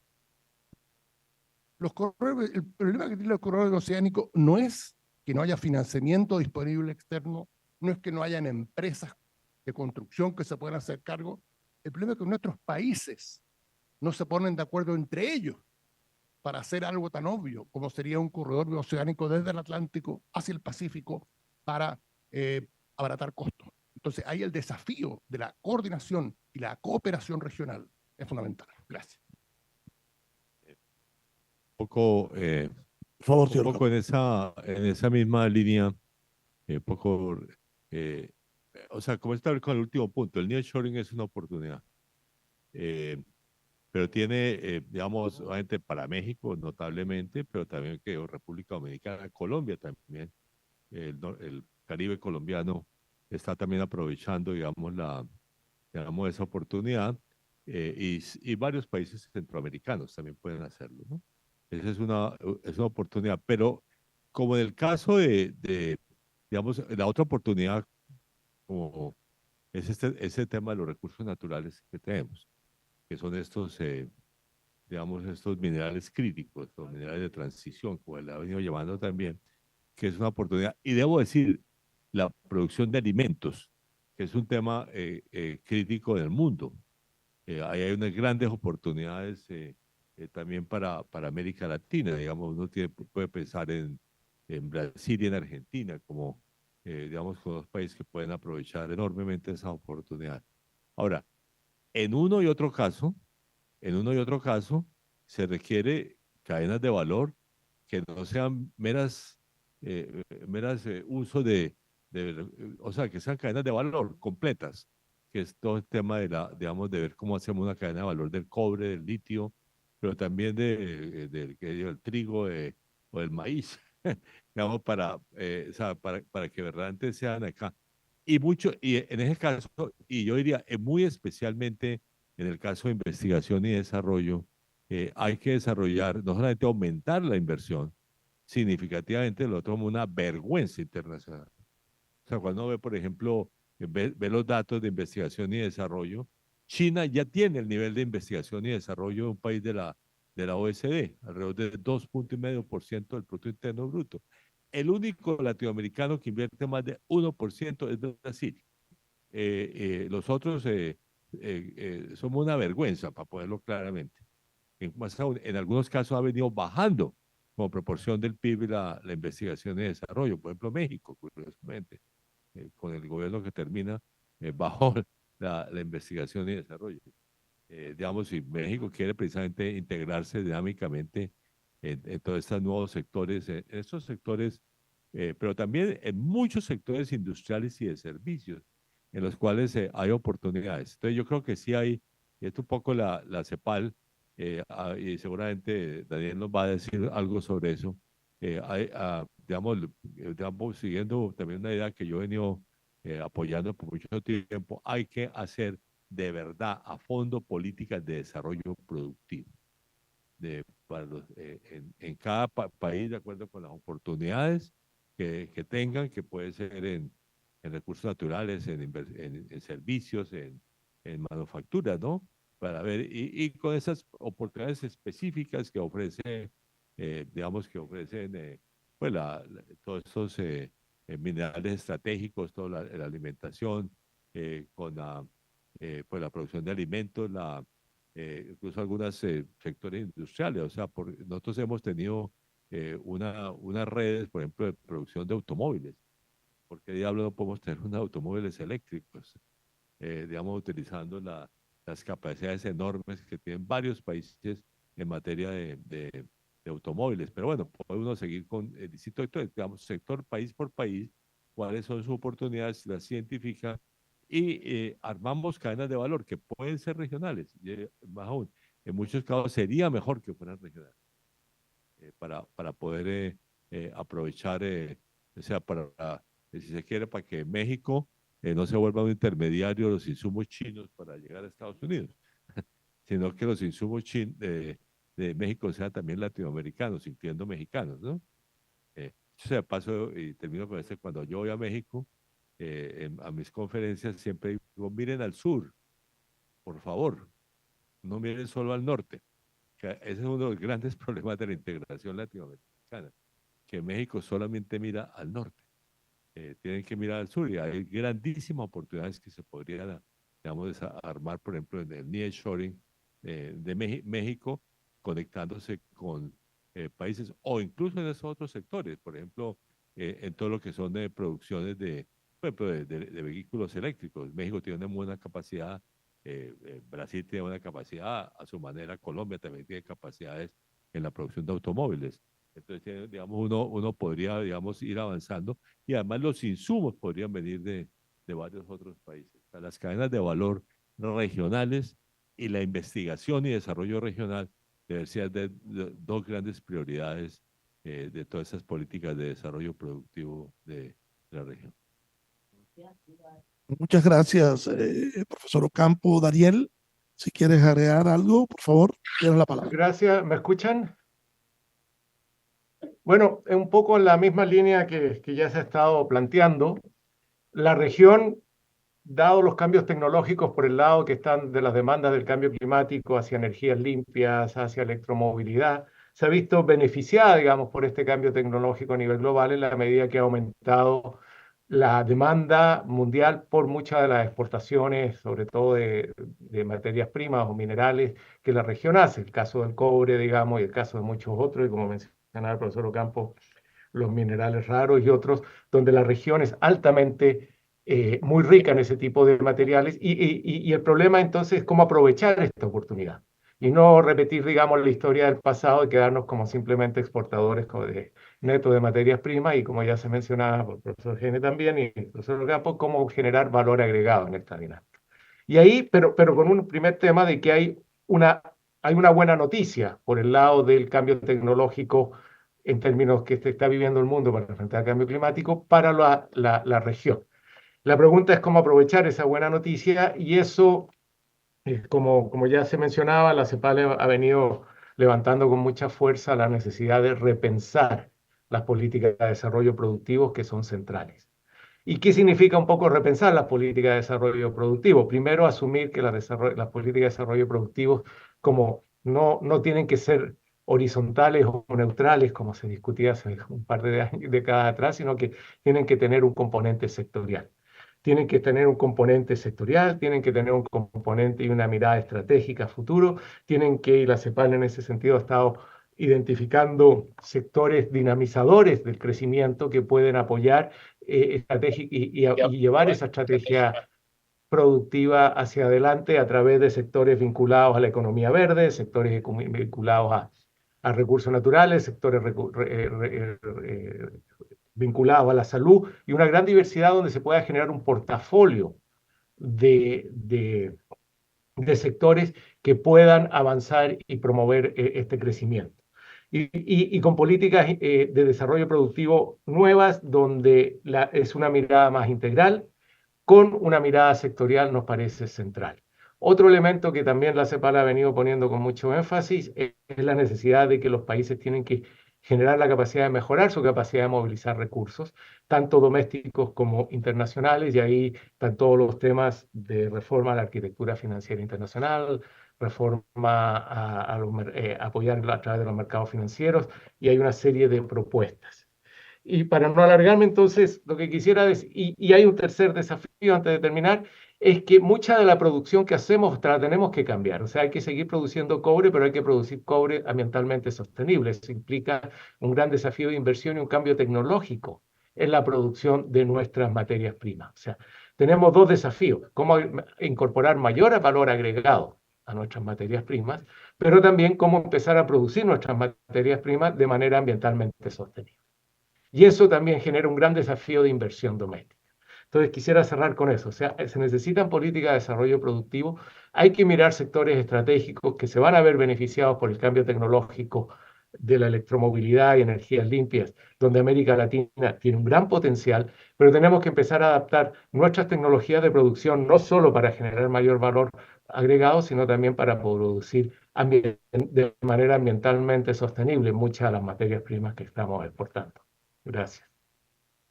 Muchas gracias, Daniel. Quisiera recibir un par de preguntas del público y para equilibrar el enfoque de género, vamos a darle preferencia a las damas. Nathaniel levantó la mano hace tiempo, así que aquí está el micrófono. Segundo, bueno, comienza usted de primero y de segundo, y otra tercera dama allá atrás. Sí, buenos días, presidente Leonel Fernández. Buenos días a los panelistas y a todos los demás que nos acompañan, amigos todos. Mi pregunta es al profesor Campo, en referencia a que él dice que la economía subió a nivel, a nivel global de Latinoamérica subió, se destacó en 7 países. Y dentro de esos países usted señaló la República Dominicana. A mí me gustaría saber si ese referente de la economía fue en base después de la pandemia o el referente fue a la economía como estaba antes de la pandemia. Es cuanto. Muchas gracias. Segunda, Nathaniel, por favor, y así la contestamos las 3. Y hay una dama ahí atrás, la tercera. ¿Ah? Sí. No, muy buenos días y de nuevo reiterar las felicitaciones por este magnífico panel que han hecho ustedes. Yo voy en línea con lo que decía Daniel Sobato. Mi inquietud va sobre la innovación en América Latina y sobre la carrera aeroespacial. Cómo de alguna manera podría haber algún encadenamiento de valor en esa carrera aeroespacial que presenta oportunidades, pero que también es otro tren que no podemos perder. Porque es un tren importante hacia donde se está dirigiendo también esta dinámica global. Y finalmente, preguntarle si hay alguna perspectiva sobre algún modelo de integración pragmático en la región que permita hacer alianzas, aunque sea de naturaleza económica, porque vemos que este es uno de los momentos quizá de mayor desintegración regional que tenemos en América Latina. Siempre ha habido queja de la institucionalidad de integración que no funciona, pero creo que ahora es cuando parece ser que menos funciona. Gracias. Tenemos una pregunta sobre, y después le damos la palabra. Adelante.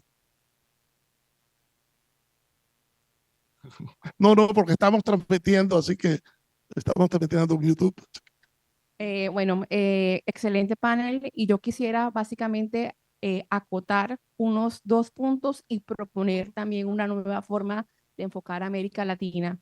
Entonces, primero acotar que definitivamente la conexidad entre el tema de geopolítica e inversión están muy ligados y vemos que hoy en día, digamos que evidentemente China, la nueva tendencia de inversión ya no son a grandes proyectos de infraestructura, sino a los nuevos sectores como lo es transición energética en el tema de baterías de litio, paneles solares. Evidentemente en América Latina toda la transición energética se está haciendo con base en los paneles solares que tiene China y nosotros teniendo todos estos recursos naturales no lo aprovechamos.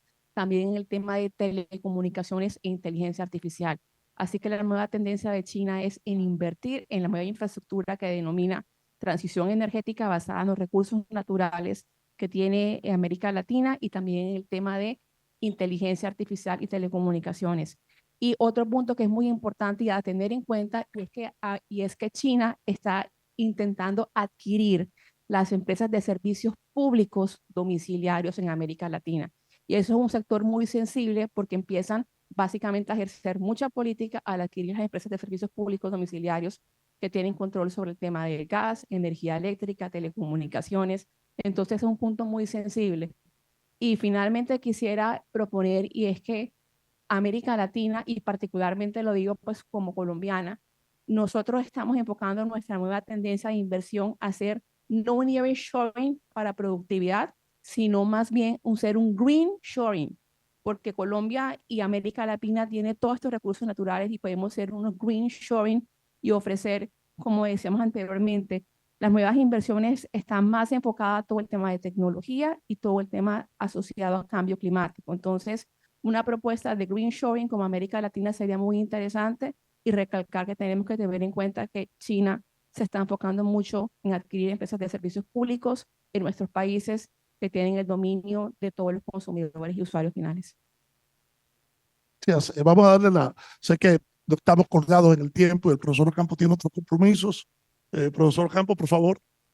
Sí, bueno, digamos, hay buenas observaciones. Yo decía sobre el tema, yo me refería a las 7 economías grandes de América Latina, son las que le ha ido mal.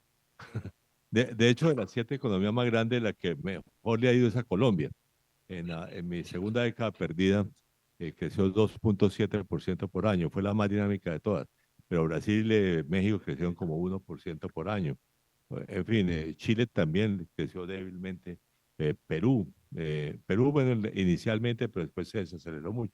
O sea, lo que pasa, lo que yo decía es que algunas economías pequeñas son las que le ha ido mejor. La República Dominicana, por ejemplo, creció 5% por año en esa segunda década perdida, o sea, no tuvo década perdida, afortunadamente. Y Panamá también creció dinámicamente. En fin, eso habrá que ver, digamos, caso por caso. Ahora, sobre esos temas digamos, precisamente, bueno, las nuevas tendencias tecnológicas hay que aprovecharlas, ¿cierto? La inteligencia artificial, e incluso todas esas nuevas tecnologías climáticas en las cuales podemos tener grandes oportunidades. Pero hay una que no se ha mencionado, la revolución en materia de tecnologías biológicas, que es otro tema importantísimo que se puede usar tanto para la medicina como para la agricultura. Ahí hay unas oportunidades interesantes para América Latina. Por ejemplo, los brasileños tienen, digamos, unos grandes trabajos por ejemplo, la parte agrícola. Bueno, y hay unas oportunidades, incluso Colombia puede tener una oportunidad muy interesante, por ejemplo, en productos médicos de base biológica, donde hay algunos avances. En fin, ese es otro tema interesante. No sé la parte aeroespacial, en eso nunca he pensado y bueno, habrá que ver qué oportunidades hay. Ciertamente Brasil es uno de los fabricantes de aviones, pero digamos es prácticamente el único activo, digamos, en ese mundo en América Latina. Pero en todo caso, dicho sea todo lo que puedo decir, en todas esas áreas habrá que ver precisamente qué hay en materia de apoyo, en materia de ciencia y tecnología.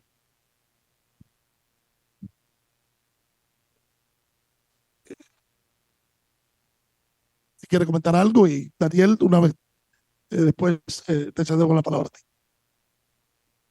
Yo quisiera decir sobre el tema de la innovación. Obviamente, si no hay inversión en investigación y desarrollo, mal podemos tener innovación.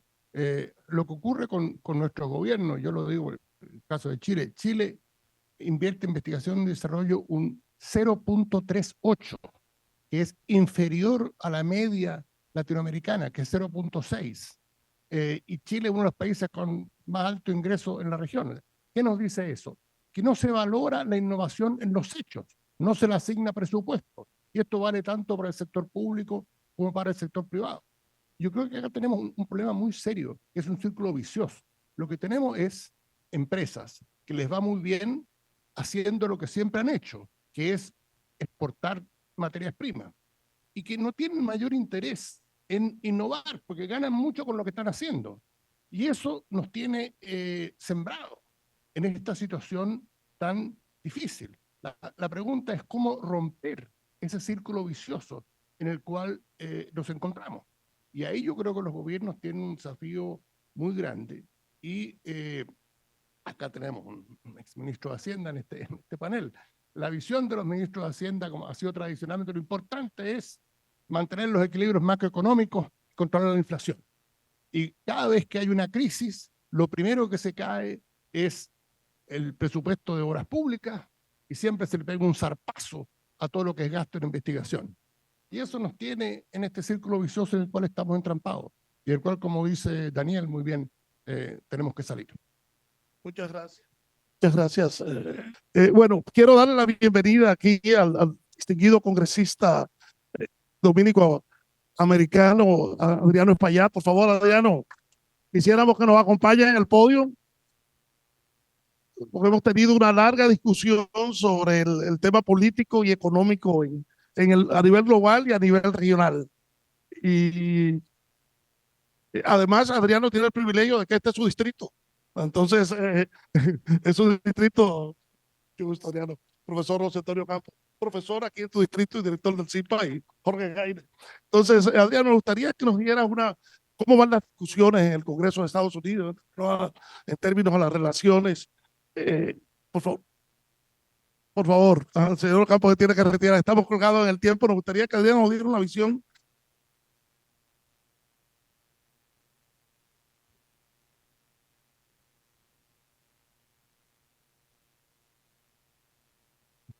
¿Cómo van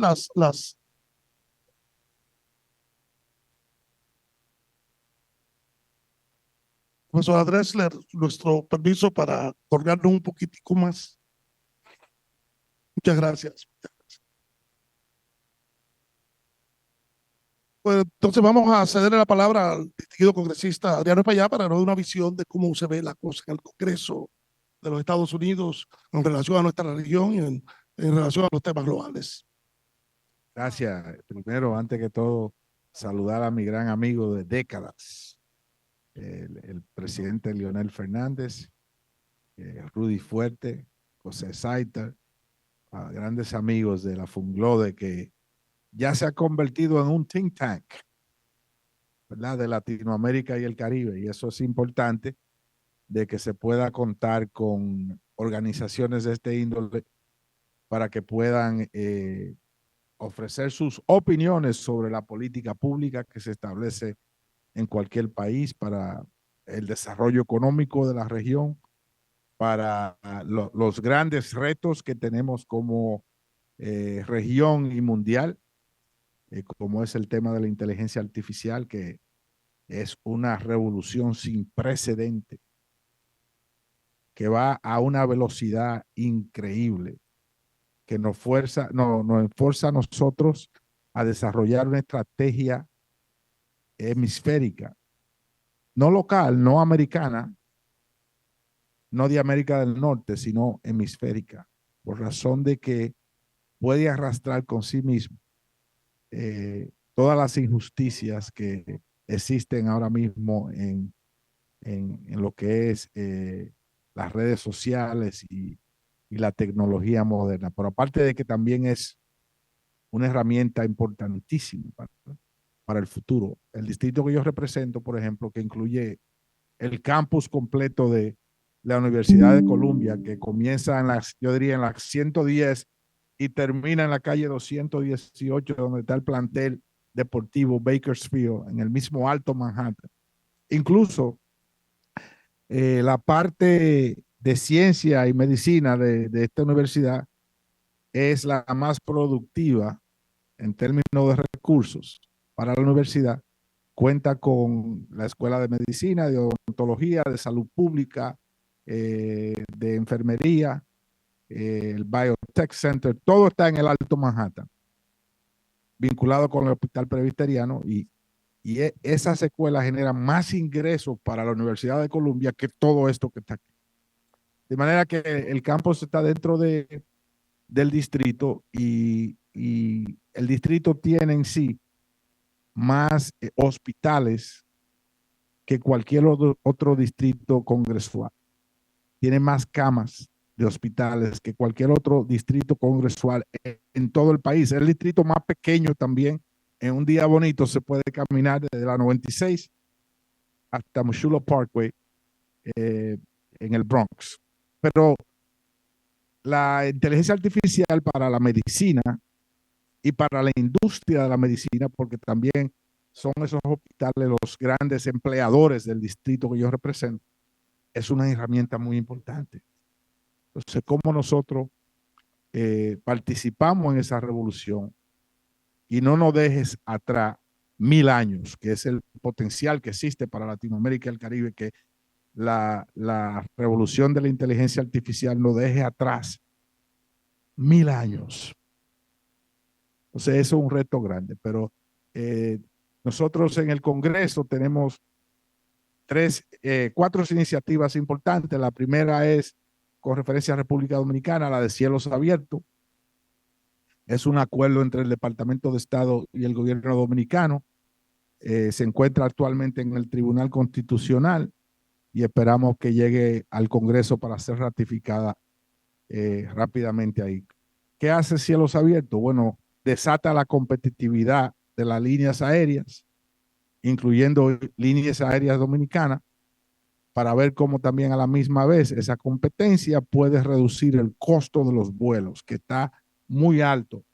Ahora mismo para Navidad, el costo de los vuelos oscila entre $1,500 y $2,000 por persona. O sea, una pareja con 2 niños tendría que pagar $6,000, $7,000, $8,000 en vuelos nada más para visitar a sus padres a República Dominicana.